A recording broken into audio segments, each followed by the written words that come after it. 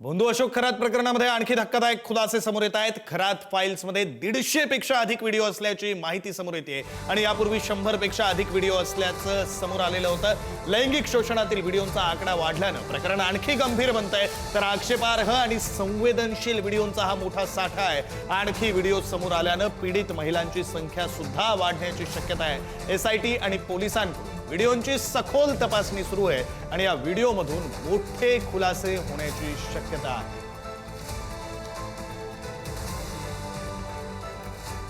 तर भोंदू अशोक खरात प्रकरणामध्ये धक्कादायक असा नवा खुलासा झालेला आहे। आता नव्या तक्रारीमध्ये विद्यार्थिनी पीडित म्हणून समोर आलेली आहे, तर महिलांच्या लैंगिक शोषणाच्या अनेक तक्रारी आधीच समोर आल्या। गर्भवती महिलेवर अत्याचार केल्याचाही गंभीर आरोप करण्यात आलाय। एका प्रकरणामध्ये गर्भपात घडवून आणल्याचाही आरोप आहे। आधीच्या तक्रारींमधून गंभीर प्रकार उघड झालेले आहेत, तर प्रकरण आणखी गंभीर बनण्याची शक्यता आहे। एसआयटी आणि पोलिसांकडून तपास अधिक तीव्र करण्यात आलाय। खरात प्रकरणाचं स्वरूप हे दिवसेंदिवस अधिकच भीषण होत चाललंय। कार्यकर्त्यांवर करणं, मला असं वाटतं की राजकीय महिलांनी त्यांचं काम करावं। 5 मार्चला मी वारंवार सांगते की माझ्याकडे व्हिडिओ आले। 5 मार्चला व्हिडिओ आल्यानंतर खरातला बेड्या कशा ठोकायच्या यासाठी जे आहे ते आम्ही पुढाकार घेतला। संबंधित पोलिसांकडे गेलो, शासकीय यंत्रणेकडे गेलो आणि मग यामध्ये आपण आता बघतोय की हा रिझल्ट जो आहे ना, की आज खरातला रडायला लागलं, त्याला जे आहे आपण बघितलं असेल की कायद्याचा जिल्हा नाशिक जे आहे ते नाशिक जो आहे तो कायद्याचा बालेकिल्ला हे जे बनायला लागलं ना, याच्यासाठी जो पुढाकार घेतलाय तो तृप्ती देसाईने घेतलाय। त्यामुळे तृप्ती देसाईने आतापर्यंत जे काम केले ते प्रामाणिकपणे केलेलं आहे, चळवळीत काम केलेलं आहे। एवढा स्वार्थ कधी जर मला वाटत असता किंवा अशा पद्धतीची कामं करायची असती तर मी 10 वर्षापूर्वीच राजकारणात गेले असते। त्यामुळे मी प्रामाणिक काम करणारी कार्यकर्ती आहे आणि मला असं वाटतंय की या संदर्भात कुणाला उत्तरं देण्यापेक्षा ज्या पोलिसांपर्यंत हे प्रकरण पोहोचवलं किंवा मुख्यमंत्र्यांपर्यंत पोहोचवलं किंवा आता एसआयटी जी स्थापन झाली आहे, पोलिसांना आणि मुख्यमंत्र्यांना सगळी सत्य परिस्थिती माहिती आहे। त्यामुळे कुणीतरी काहीतरी आरोप करतं जे कुठल्या मोठ्या पदावर पण नाहीयेत, ज्यांचं पद काढून घेतलेलं आहे, अशा पण लोकांनी फक्त आमच्यावर आरोप करायचे कारण त्यांना पद पाहिजे, तर मला असं वाटतं की त्यांनी ते मिळणार नाही। त्यांची तक्रार सुद्धा मी केलेली आहे। चाकणकर बाई असतील किंवा इतर राजकीय नेते देखील या मंदिरात आलेले आहेत। जादू टोण्याचे प्रकार इथं देखील मोठ्या प्रमाणात घडलेले आहेत।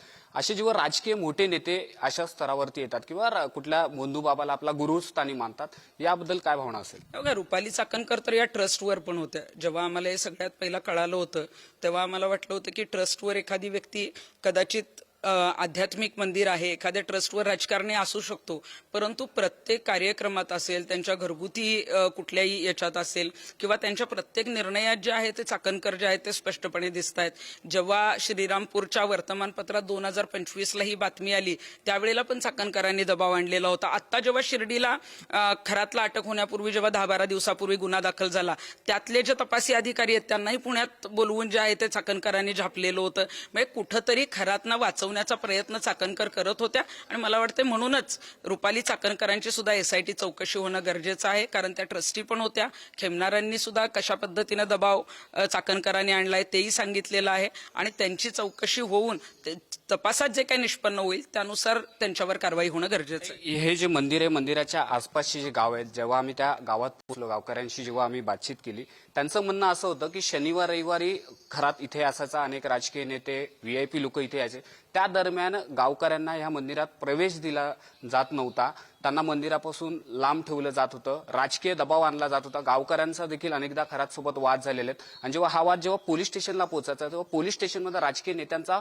फोन केला जात होता आणि तिथनं खराची सुटका व्हायची। कुठेतरी या खरातने राजकीय सिन्नरच्या मिरगावमधून तृप्ती देसाई बोलत होत्या। आपण पुढे जाऊया, पुढची बातमी पाहूया। नाशिकमधील अशोक खरात फाईल्स प्रकरणामध्ये मोठी अपडेट समोर आलेली आहे। मिरगावमधील शिवनिका संस्थांच्या संपत्तीमध्ये अचानक वाढ झाली। 2020 ते 2022 दरम्यान संस्थांची संपत्ती ही फक्त 4.90 लाखांच्या घरात होती। 2025 पर्यंत शिवनिका संस्थांची संपत्ती ही 1,81 लाखांवर पोहोचली। 2024 हे वर्ष गेम चेंजर ठरलं। 76,91,416 रुपयांच्या देणग्यांचा महापूर या संस्थांवर झाला। खर्च वजा जाता तब्बल 70,66,000 रुपयांची विक्रमी शिल्लक राहिली। बँकेमध्ये 23,35,000 रुपयांच्या मुदत ठेवी आहेत। शिवनिका संस्थांच्या पैशांचा स्रोत तपासाच्या केंद्रस्थानी आहे, तर देणग्यांचा महापूर नेमका कुठून आला याचा छडा आता लावला जाणार। तर बोंधू अशोक खरात प्रकरणामध्ये नवा आर्थिक अँगल समोर आलाय. खरातच्या नावावर नाशिकच्या पाथर्डी शिवारामध्ये 40 गुंठे इतकी जागा आहे. सनदी अधिकारी अभिजित भोंडेंच्या पत्नी आणि खरातच्या मुलीच्या नावावर संयुक्त नोंद आहे. आयकर विभागाकडून संयुक्त मालमत्तेची चौकशी सुरू आहे. खरात सोबत काही सनदी अधिकाऱ्यांनी गुंतवणूक केल्याची माहिती. आर्थिक व्यवहार आणि भागीदारी तपासाच्या रडारवर आहे. तर आणखी कोण अधिकारी सहभागी आहेत याचा SIT कडून शोध घेतला जातो. प्रशासनातील संभाव्य कनेक्शन उघड होण्याची शक्यता आहे.